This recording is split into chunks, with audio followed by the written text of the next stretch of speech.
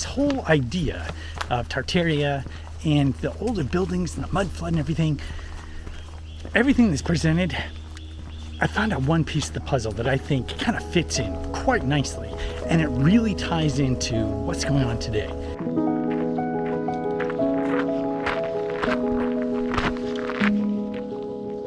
A quick note, I don't care if you don't believe any of this stuff.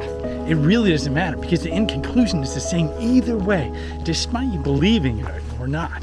Before we start all this, just one quick plea for my brother-in-law, James West, who needs a kidney right now. He's been going without a kidney for a number of years now, and it's really tough because each day this transfusion thing, and he really can't get it in the water, and really limits him to do things that he'd like to do.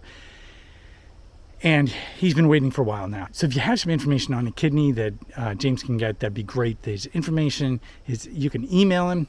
The email is down below in the description. At the very least, let him know your prayers are with him. And if you have, information on a kidney, that'd be great. So this information is down below. Send him a quick email with your prayers or information on a kidney, and that'll be fantastic. Thank you. So first off, the buildings right before and around a little bit after 1800s, hugely ornate buildings, and they were all just either destroyed or taken down. And it's like they have this one theme in common, and that is they're built with a sense of artistry in mind. When you look at these buildings, they're really built with a sense of abundance, an abundance of time, of resources, of creativity. It really gives me a sense of gratitude for these buildings because they were built with a sense of artistry in mind. And that artistry comes through on everything within these buildings and throughout. That artistry today is lost, and it's traded for utilitarian design that's anything but abundant. Instead, that utilitarian design comes across with a sense of lack. A lack of resources, time to build them. These buildings aren't designed with anything in mind but the bare necessities, the bare need to just have a building up to make a transaction, and that's it. I see. Beauty lives in me. Although not everything in society has to be built with this ornate aspect. On the flip side of that, having all the buildings around you built with utilitarian design in mind really is mind-numbing, literally mind-numbing.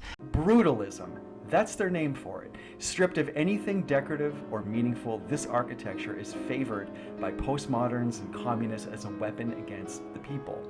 The purpose of its construction is to foster alienation and atomization, and it really works. It works really well. This architecture is an expression of open hatred against humanity, and classical European architecture, whose purpose was to elevate the soul, is the primary victim of it.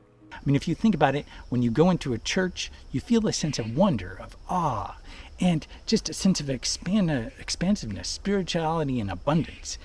And it's very different from walking into most buildings.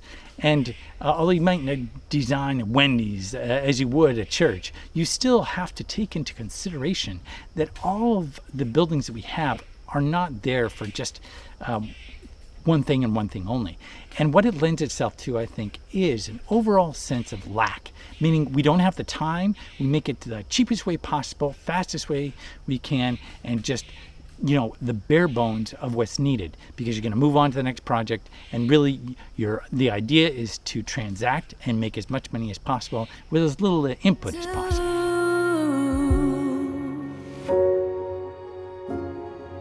We've gotten so enamored with our utilitarian society and design that we have negative words associated with being idle.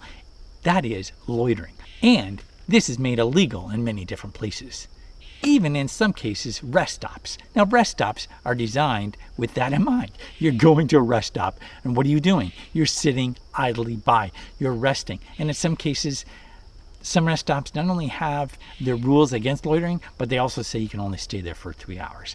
I mean, how ridiculous is that? That, to me, is the epitome of ridiculousness.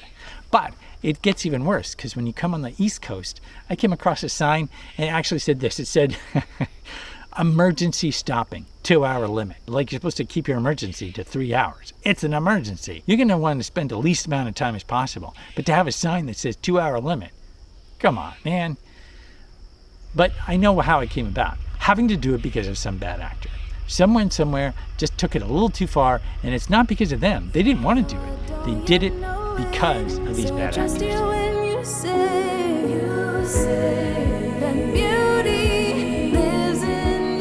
Now, what you see throughout your day obviously really influences how and what you think. And when you have reinforced throughout you buildings with utilitarian design rather than abundance, it really can affect you on a level that many people just don't take into account. They don't realize. It's mind-numbing to have that all around you all the time. I think destroying these buildings kind of helped to reinforce the idea of lack.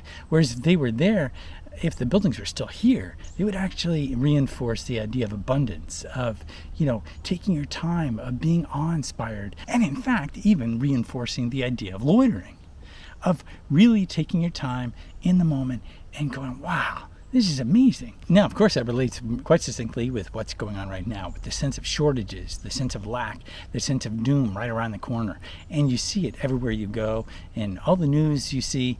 And it just, the news has always reinforced that, but it seems to be on steroids and a lot more hitting home with the reinforcing of, empty shelves and the stock market doing whatever, and inflation and stuff happening in Afghanistan. You have all these things coming together that spell doom and gloom just around the corner. Any day now it could hit, and they want you in that state of fear, the state of lack, and really just survival mode on a constant basis. The thing of it is, we're seeing an old paradigm basically fade away, and it's really having a hard to, in the death throes of its fading away, it's really having a hard time letting go, and it's gripping so many different people in its passing. And when you recognize there's abundance not to wait for, like around the corner, it's here right now. We have so much abundance in this world, and the idea is to reinforce that, even if it's in some small way, each day. Having a vase of flowers that you appreciate, you take the time to appreciate,